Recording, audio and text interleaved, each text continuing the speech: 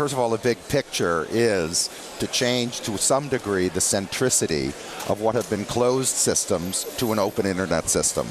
The platform of Aereo, it's a platform which allows you to get free over-the-air broadcast. If you don't like cable, paying $150 or so a month for services, if you don't happen to have to not live without ESPN, if those are true for you as a consumer, being able to watch all of the free broadcast, all the events, all of the local television stations for $8 a month is an alternative. So will you eventually create content, create channels of your own on there? Look, I think we're in this not that long radical revolution. We are only beginning it in video. It just started a few years ago because the bandwidth wasn't enough until a few years ago to allow you to get rich video. Now that you've got that, the centricity is going to shift to the internet. Because, I mean, what would you rather have? Would you rather have a satellite connection with a set-top box, a cable box, another box, a DVR box, or would you rather have one wire connects you to high-speed bandwidth and be able to get the enormous optionality of the internet? Obviously, the broadcasters think this is a terrible idea, and they think it's an illegal idea.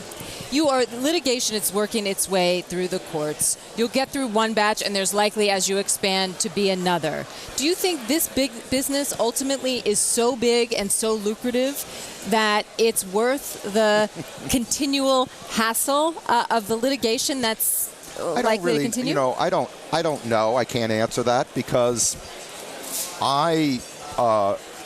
there are conditions where if a certain amount, 10 million, 20 million U.S. households utilize this platform, that will be very profitable. But this is not done because I think, oh, here's a gold mine, I can plant my little flag on it. I'm doing it because, to me, the ability to get the world to utilize the internet for all its information, its entertainment, its news, its video, to me, is a big shift. So, and I understand broadcasters, of course. Look, no incumbent wants anyone in. That is a absolute unbreakable rule. But is it so much that they don't want anyone in, or they want to be compensated for the broadcast signals that are now on your antennas? The truth is, yes, except the thing is that the settled law of the U.S. is that if you have an antenna, broadcasters must provide a signal that you can receive without any interference. That is the right of Americans who gave licenses to broadcasters for zero. That's the covenant.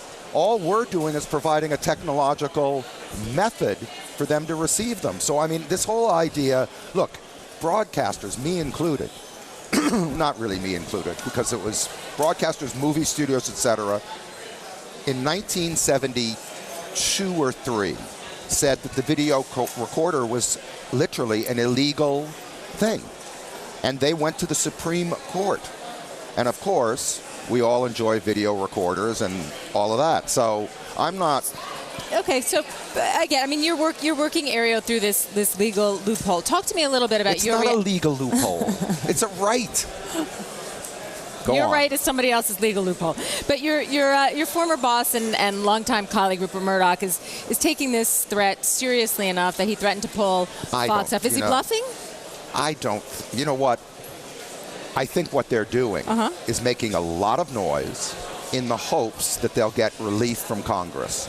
That's actually what I think they're doing. I don't think they see Aereo as a, quote, threat, but what they are nervous about, and rightfully so, is the shifting ground underneath them as it becomes more and more difficult to justify ever-increasing cable fees, satellite fees, as programmers and operators want more and more money, and there are more and more programs. As that closed circle becomes ever more pricey, there are going to be chinks in that armor if the technology which now allows it will allow it. So I understand their general nervousness. My attitude always has been to jump into something that looks very difficult and that is against against the morning line, against what people think will succeed. And, plant my little foot. Sometimes it gets kicked. Yeah, because that's what everybody says about you, planting your little foot. Sometimes it gets kicked, and sometimes, it kicks through.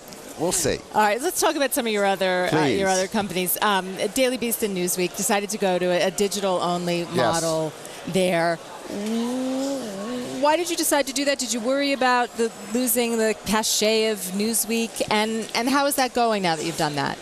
Well, we decided to do it because printing a single magazine is a fool's errand if that magazine is a news weekly.